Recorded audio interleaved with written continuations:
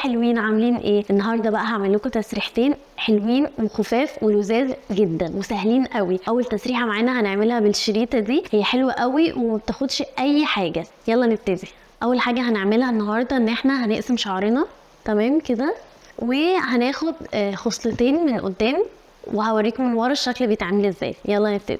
اول حاجه زي ما قلت لكم هناخد خصله من قدام، نرجع الشعر لورا كده، خصله من ناحيتي وخصله من ناحيتي تمام. هنحط الشريطه بالشكل ده تمام، وهنخلي الشعر فوق الشريطه تمام، يعني نرجع الخصلتين عليها كده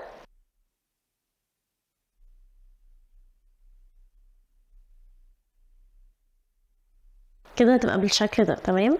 وهي هنربطها تمام، هنربطها بالشكل ده، وهنكرر نفس اللي عملناه تقريبا مرتين او 3 كمان. هناخد بقى خصلتين كمان تانيين وهنعمل نفس الطريقه تمام. ندخل الشريطه كده بالشكل ده ونحط عليها الشعر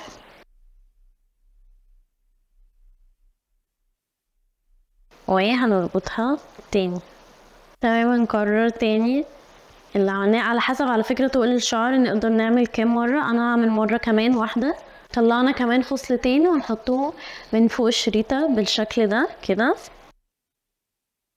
وهنربط كده تمام. هنكمل بقى مرة كمان نقسم الشعر كده تمام ده، وهنحطه برضو من فوق الشريطة بالشكل ده. نربط بس بالراحة ولتحت، وبكده نكون خلصنا. ده شكلها في النهاية، بس سهلة قوي ولذيذة جدا. تعالوا بقى اعمل لكم التسريحة التانية، بجد سهلة ولذيذة وسريعة جدا جدا جدا. يلا نبتدي. اول حاجة هنعملها ان احنا نسرع شعرنا ونعمل بوني تيل او ديل حصان واحد بس.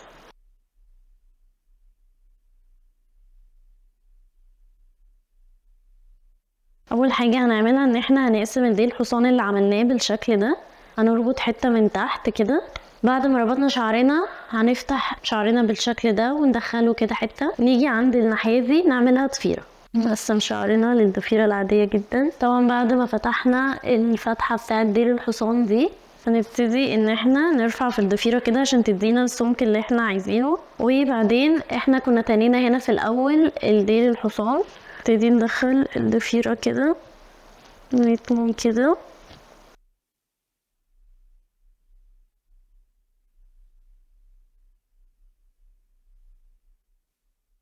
ده كده شكلها في الاخر. بس كده النهارده نكون خلصنا بمجرد باتريتا وشويه اساتك. عملنا تسريحتين لوس وميسي بس لذاذ وشكلهم لطيف قوي.